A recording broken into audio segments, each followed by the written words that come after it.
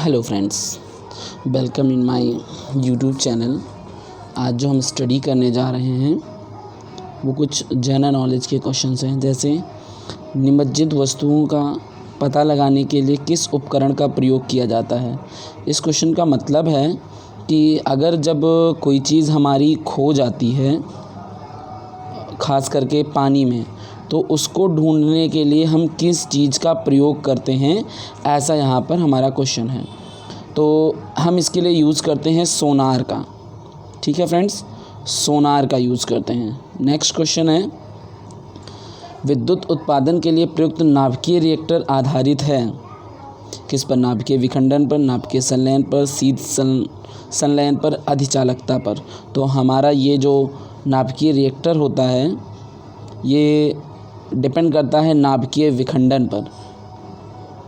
ठीक है। Next question है हमारा, श्वेत प्रकाश को भिन्न भिन्न रंगों में विभक्त करने के लिए निम्नलिखित में से किसका प्रयोग किया जाता है? कांच की सिल्ली का, उत्तल लेंस का, अवतल लेंस का, या फिर प्रिज्म का। तो फ्रेंड्स इसके लिए जो यूज़ होता है वो होता है हमारा प्रिज्म। ठीक है। नेक्स्ट क्वेश्चन आते हैं आगे। इसके बारे में एक चीज़ और आपको बता दूं, जो ये क्वेश्चन है, जब लाइट को हम प्रिज्म पर डेविएट करते हैं, जब उसको फॉल करते हैं प्रिज्म पर, तो वो 7 कलर में विबग्योर की फॉर्म में शो होने लगता है। और यही जो प्रोसेस होता है इसे ही रंगों में अलग अलग करना कहते हैं, जो कि किसकी सहायता से करते हैं? हम प्रिज्म की सहायता से। हाई स्कूल और में आपने पढ़ा भी होगा, इंटरमीडिएट में भी ये टॉपिक है। नेक्स्ट क्वेश्चन है, निम्नलिखित में से किस प्रकाश घटना के कारण हीरे जगमगाते हैं और आकर्षक होते हैं? जो आप डायमंड देखते हैं वो क्यों जो है डायमंड हमेशा शाइन करते रहते हैं, जिसकी वजह से बहुत एट्रैक्टिव लगते हैं।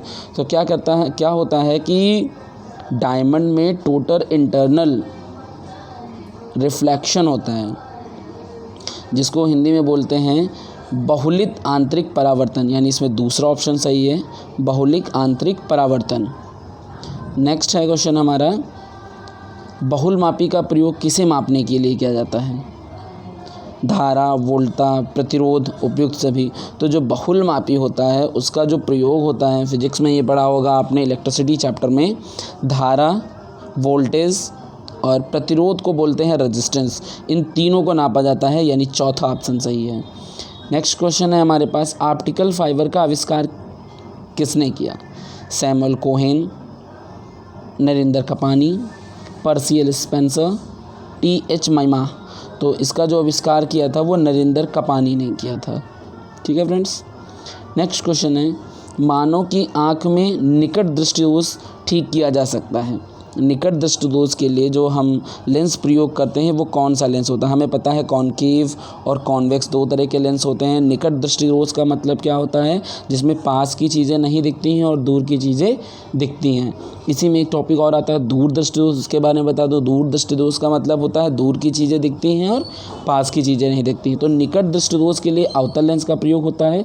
तो इस क्वेश्चन के लिए जो हमारा सही आंसर है वो सेकंड, सभी अवतल लेंस का प्रयोग करके, सही अवतल लेंस का प्रयोग करके। अगर यही बोलता है कि दूरदृष्टि दोष के लिए कौन सा प्रयोग किया जाता है, तो होता है सही उत्तल लेंस। अच्छा, यहाँ पर अवतल लेंस या उत्तल लेंस के साथ सही वर्ड क्यों लगा? रीज़न ये है कि डिपेंड करता है कि हमारी जो डिजीज़ है, जो बीमारी है, वो किस स्तर की है, उसके अकॉर्डिंग। कोई ऐसा नहीं कि एक ही अवतल लेंस है और सभी को निकट दृष्टि दोष है तो वही अवतल लेंस यूज होगा। अलग अलग क्षमता का होता है, और क्षमता की यूनिट आप लोगों को पता होती है डायोप्टर। क्षमता की यूनिट क्या होती है? डायोप्टर होती है। नेक्स्ट है, द्रवों में चुंबकत्व का कारण होता है। जो भी हमारे मैटर होते हैं, द्रव्यों में जो भी चीज़ें होती हैं जिनमें एक तरह के मैग्नेटिज्म होती है, वो किस वजह से होता है? खास करके मेटल्स में तो मैग्नेटिज्म होता ही है। वैसे मैग्नेटिज्म एक अलग प्रॉपर्टी है चुंबकत्व, लेकिन जिनमें होती भी है वो होती है इलेक्ट्रॉन की वर्तुल गति की वजह से। दूसरा ऑप्शन है इलेक्ट्रॉन की वर्तुल गति की वजह से। नेक्स्ट है, वायुमंडल में दाब में एकाएक पतन किस बात का संकेत करता है? जो वायुमंडल, जो हमारा एटमॉस्फेयर है, उसको जो मेज़र करने के लिए हमारी जो मशीनें होती हैं, उसमें अगर एकाएक जो मीटर हो वो डाउन हो जाए तो उसका मतलब क्या होता है? साफ़ मौसम होने का, कि तूफ़ान आने का, वर्षा आने का, या शीतल मौसम होने का। तो फ्रेंड्स, अगर जो हमारा वायुमंडल को मेज़र करने का जो मशीन होती है उसमें अगर अचानक से स्विच डाउन हो जाए तो उसका मतलब होता है कि तूफ़ान आने वाला है। सेकंड ऑप्शन सही है। दूसरा है निम्नलिखित में से अधिक जलन किससे पैदा होती है।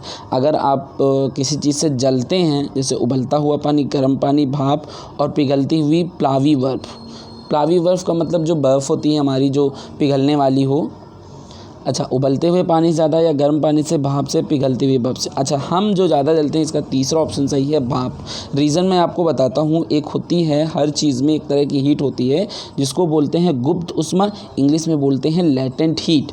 तो जो हमारी स्ट्रीम होती है भाप, उसकी लेटेंट हीट बहुत हाई होती है, जिसकी वजह से अगर हम स्ट्रीम से जल जाएँ तो हमें ज़्यादा जलन, हमें ज़्यादा कष्ट होता है, ज़्यादा प्रॉब्लम होती है।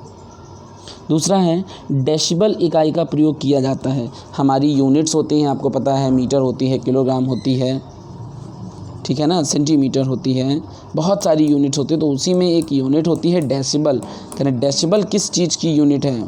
प्रकाश की गति का, light of motion of light या स्पीड ऑफ लाइट का, ऊष्मा की तीव्रता के लिए, ध्वनि की तीव्रता के लिए या प्रकाश की तीव्रता के लिए। गति और तीव्रता, इसमें दो ऑप्शन है, देखेंगे आप। तो ये जो होता है डेसिबल, वो होता है ध्वनि की तीव्रता के लिए, हमारी साउंड को मेज़र करने के लिए, साउंड कितनी और कैसी है इस बारे को, इस चीज़ को मेज़र करने के लिए हमारा होता है डेसिबल यूनिट। ठीक है फ्रेंड्स, तो आज के लिए इतना ही।